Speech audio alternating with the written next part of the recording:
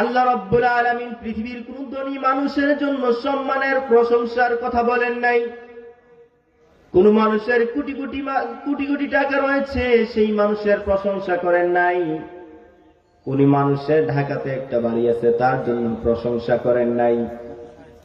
কোন মানুষের বড় ধরনের বিজনেস রয়েছে, তার জন্য কোনো প্রশংসা করেন নাই।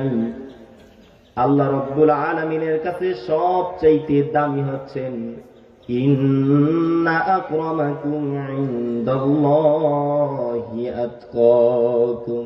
সুবহানাল্লাহ। আল্লাহ রাব্বুল আলামিন বলেন ইন্না আকরামাকুম ইনদাল্লাহ ইন্না আকরামাকুম ইনদাল্লাহি আতকাকুম। তোমাদের মধ্যে যার অন্তরে আল্লাহর ভয় বেশি, তার মর্যাদা তত বেশি। তাকওয়ার এত দাম আল্লাহ সুবহানাহু ওয়া তাআলা কোরআনুল কারীমের মধ্যে বলতেছেন, ইয়া আইয়ুহাল্লাযীনা আমানুত্তাকুল্লাহা হাক্কা তুকাতিহি ওয়া লা তামুতুন্না ইল্লা ওয়া আনতুম মুসলিমুন। আল্লাহ রাব্বুল আলামিন বলেন, ইয়া আইয়ুহাল্লাযীনা আমানু, হে ইমানদারগণ, ইত্তাকুল্লাহ, আল্লাহ রাব্বুল আলামিনকে ভয় করো, হাক্কা তুকাতিহি ওয়া লা তামুতুন্না ইল্লা ওয়া আনতুম মুসলিমুন। ভয় করার মতো ভয় করো, আর মুসলমান না হয়ে মৃত্যুবরণ করো না। ডাক দিতেছেন ইমানদার বলে। আমরা সকলেই মুমিন। আল্লাহর হাবিব মুহাম্মদ সাল্লাল্লাহু আলাইহি ওয়াসাল্লাম বলেন, মান ক্বালা লা ইলাহা ইল্লাল্লাহ ফাকাদ দাখালাল জান্নাহ। যে ব্যক্তি বলবে লা ইলাহা ইল্লাল্লাহ, আল্লাহ ছাড়া কোনো মাবুদ নাই, ফাদাখালাল জান্নাহ, সেই জান্নাতে প্রবেশ করবে। আল্লাহর হাবিব মুহাম্মদ সাল্লাল্লাহু আলাইহি ওয়াসাল্লাম আর বলেন, কুলু লা ইলাহা ইল্লাল্লাহ তুফলিহুন। তোমরা মুখ দ্বারা বলো লা ইলাহা ইল্লাল্লাহ, আল্লাহ ছাড়া কোনো মাবুদ নাই, তুফলিহুন, তাহলে তোমরা সফল কাম হয়ে যাবে। কেউ যদি লা ইলাহা ইল্লাল্লাহর উপর অন্তরে বিশ্বাস স্থাপন করে, মুখে প্রকাশ করে, ওই ব্যক্তিকে মুমিন বলা হয়। তবে সমস্ত মুমিন মুসলমান না। মুসলমান হওয়ার জন্য আল্লাহ সুবহানাহু ওয়া তাআলা মাঝখানে একটা শর্ত জুড়ে দিয়েছেন। মাঝখানে যেই শর্তটা জুড়ে দিয়েছেন, সেই শর্তর নাম হচ্ছে তাকওয়া। সুবহানাল্লাহ বলবেন না? এই যে অন্তরের একটা হালত, তাকওয়াটা অন্তরের সাথে জড়িত। আল্লাহর নবী মুহাম্মদুর রাসূলুল্লাহ সাল্লাল্লাহু আলাইহি ওয়াসাল্লাম বলেন, ইন্না ফিল জাসাদি মুদগা ইযা সালুহাত সালুহাল জাসাদু কুল্লু ওয়া ইযা ফাসাদাত ফাসাদাল জাসাদু কুল্লু আলা ওয়া হিয়াল কলব। মানুষের মাথা থেকে পা পর্যন্ত পুরোটাই দেহ। ওই দেহের মধ্যে ছোট্ট একটা গোশতের টুকরা আছে। ওই গোশতের টুকরাটা যদি ভালো থাকে, তাহলে পুরো শরীরটাই ভালো। আর যদি ওই শরীরের গোশতটা যদি, ছোট্ট গোশতের টুকরাটা যদি অসুস্থ হয়ে যায়, পুরোটা শরীর অসুস্থ হয়ে যায়। আলা ওয়া হিয়াল কলব, আর তা হচ্ছে কলব। যার কলব যত পরিষ্কার, আল্লাহর প্রতি তার ইয়াকিন তত বেশি হয়, আল্লাহর তত নৈকট্যে যাওয়া যায়। আল্লাহ সুবহানাহু ওয়া তাআলা অন্তরের দিকে তাকান, তাকওয়ার দিকে তাকান। ওই অন্তরের মধ্যেও ঝংকার ধরে যায়, ওই অন্তরের মধ্যে ঝংকার জ্বরে যায়।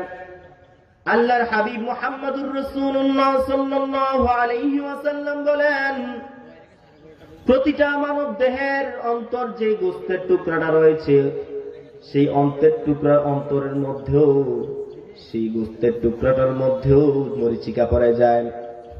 ইন্না হাযিহিল কুলুবা তাসদাউ কামা ইয়াসদাউল হাদীদ ইযা আসাবাহুল মা।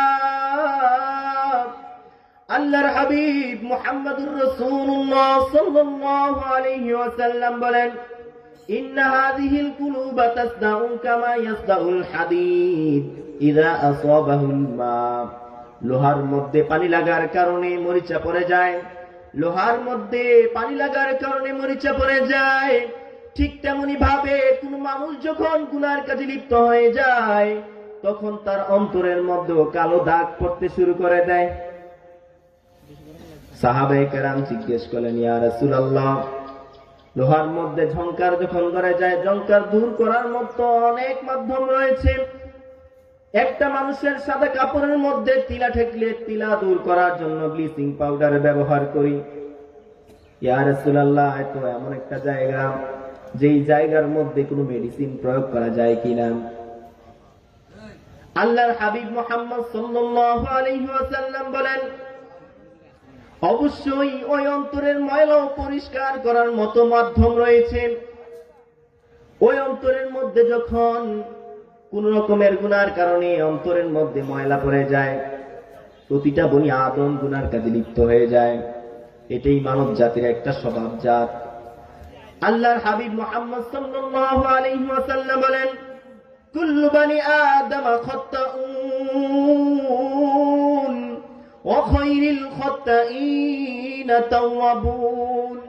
প্রতিটা বনি আদম গুনার কাজে লিপ্ত হয়ে যায়, শয়তানের ধোঁকায় পড়ে যায়, বন্ধু বান্ধবের পাল্লায় পড়ে যায়।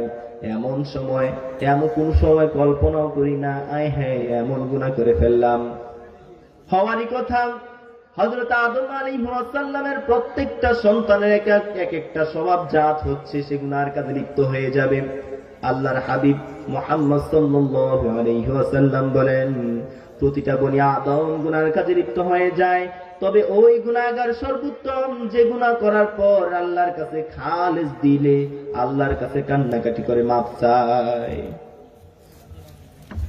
আল্লাহর হাবিব মুহাম্মদ সাল্লাল্লাহু আলাইহি ওয়াসাল্লাম বলেন, অন্তরের মধ্যে গুনাহ করার কারণে ময়লা পড়ে গেল, অন্তরের মধ্যে ময়লা পড়ে গেল। এখন কিভাবে ওই অন্তরকে চিকিৎসা করতে হবে, ওই অন্তর কিভাবে পরিষ্কার করতে হবে? আল্লাহর হাবিব যখন এই কথা বললেন, সাহাবায়ে কেরাম বললেন, ওয়া মা জালাউহা ইয়া রাসূলুল্লাহ, অন্তরের ময়লা কিভাবে দূর করব? আল্লাহর হাবিব মুহাম্মদ সাল্লাল্লাহু আলাইহি ওয়াসাল্লাম বলেন, কাসরাতু যিকরিল মাউত ওয়া তিলাওয়াতিল কুরআন। বেশি বেশি মৃত্যুর কথা স্মরণ করো আর বেশি বেশি কোরআন তেলাওয়াত করো। মৃত্যুর কথা স্মরণ করো, মৃত্যুর কথা স্মরণ করো। মৃত্যু এমন একটা জিনিস, পৃথিবীতে আল্লাহকে অবিশ্বাসকারী অনেক মানুষ রয়েছে যাদেরকে নাস্তিক বলা হয়। আল্লাহকে বিশ্বাস করে না এমন মানুষ দুনিয়াতে অসংখ্য রয়েছে। দুনিয়াতে অসংখ্য জিনিসের অস্তিত্ব নাই বলে অনেক মানুষ বিশ্বাস করে, কিন্তু আল্লাহ সুবহানাহু ওয়া তাআলা মৃত্যু নামক চিরসত্য এমন একটা জিনিস দিয়েছেন, যেই জিনিসটা পৃথিবীর হিন্দু, বৌদ্ধ, খ্রিস্টানরা তারা যাকেই বলেন প্রত্যেকেই তা বিশ্বাস করে। প্রত্যেকটা মানুষ মৃত্যুর স্বাদ আস্বাদন করতে হবে। কুল্লু নাফসিন যায়িকাতুল মাউত।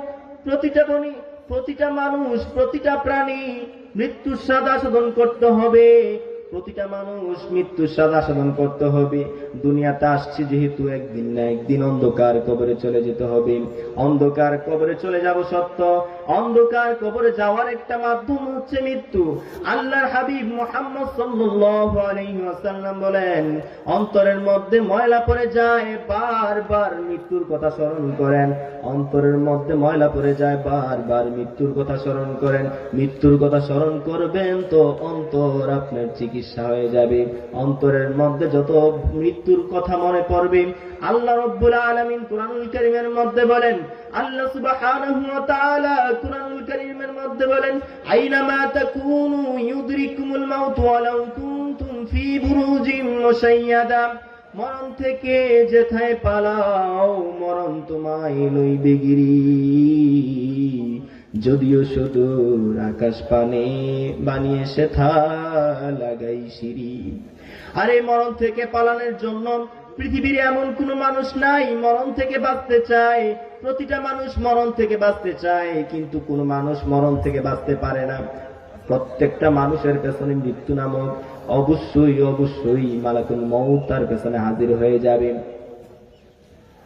একটুখানি চোখটি বন্ধ করেন, চক্ষুগুলো বন্ধ করে একটু কল্পনা করেন, এই মুহূর্তে যদি মালাকুল মউত আপনার সামনে উপস্থিত হয়ে যায়, আপনার আমলনামার মধ্যে কতটুকু জান্নাতি কাজ রয়েছে, কতটুকু জাহান্নামী কাজ করেছেন। জান্নাতি কাজ আর জাহান্নামী কাজগুলো একটু হিসাব নিকাশ করেন। যদি দেখেন জান্নাতি কাজগুলো বেশি, তাহলে তো আলহামদুলিল্লাহ। আর যদি দেখেন জাহান্নামের কাজগুলো হয়ে যাচ্ছে, গুনার কাজ বারবার হয়ে যাচ্ছে, এমন গুনাহ করতেছি যে গুনার কারণে আল্লাহর কাছে তওবা করি না, আল্লাহর কাছে মাপ চাই না, আল্লাহর কাছে মাপ না চাওয়ার কারণে আল্লাহ রব্বুল আলামিন আমাদেরকে না জাহান্নামী বানিয়ে দেন। আল্লাহর কাছে বারবার কান্নাকাটি করে চোখের পানি ছেড়ে দিয়ে আল্লাহর কাছে তওবা করেন। আল্লাহর কাছে যখন বারবার তওবা করবেন, আল্লাহর কাছে যখন তওবা করবেন, আল্লাহ রব্বুল আলামিনের দিলের এত মায়া, আল্লাহ রব্বুল আলামিনের কাছে হাত বাড়াবেন, আল্লাহ রব্বুল আলামিন আপনাকে এক বিন্দু সময় লাগবে না, সাথে সাথে ক্ষমা করে দিবেন। সুবহানাল্লাহ বলবেন না? আল্লাহর কাছে আপনি মাপ চাইবেন। এত গুনাহ করছি আমরা জীবনে, আল্লাহ বলে বান্দারে, হে বান্দা এত গুনাহ করেছো, শুধুমাত্র হাতটা বাড়াও, চোখের পানি ছেড়ে দাও, আমি রব্বুল আলামিন তোমাদেরকে ক্ষমা করে দেব। এটা হচ্ছে আমাদের রব। আমরা আল্লাহ রব্বুল আলামিনের নিয়ামত, কোন নিয়ামত অস্বীকার করি? এই যে আল্লাহ রব্বুল আলামিন আমাদেরকে দুইটা চোখ দিয়েছেন, যার চোখ নাই সে জানে চোখ হারানোর কত ব্যথা। এই চোখ না থাকার কারণে আল্লাহর নাজ নিয়ামত দেখতে পায় না। তার কারণে আল্লাহ রব্বুল আলামিন কুরআনুল কারীমের মধ্যে বলেন, আলাম নাজআল লাহু আইনাইন ওয়া লিসানান ওয়া শাফাতাইন, আমি এই দুই চোখ দিয়েছি তোমাকে নিয়ামত স্বরূপ, আমি তোমাকে জবান দিয়েছি নিয়ামত স্বরূপ।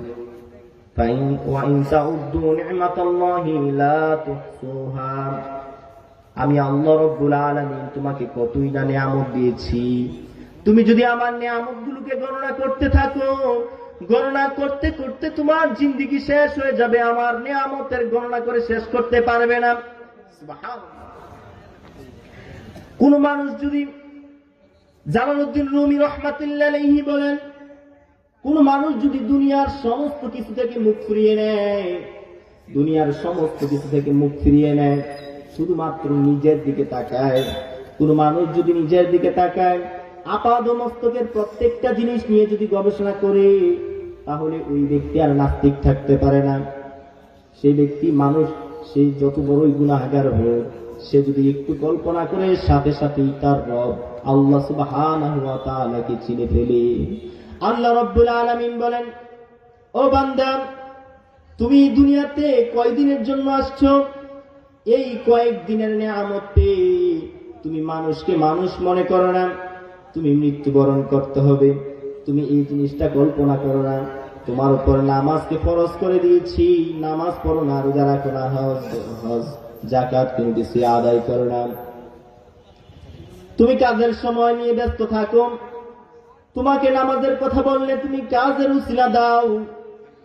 তার কারণে আল্লাহ সুবহানাহু ওয়া তাআলা বলেন, রিজিকের ফয়সালা তোমার কাজ হয় না।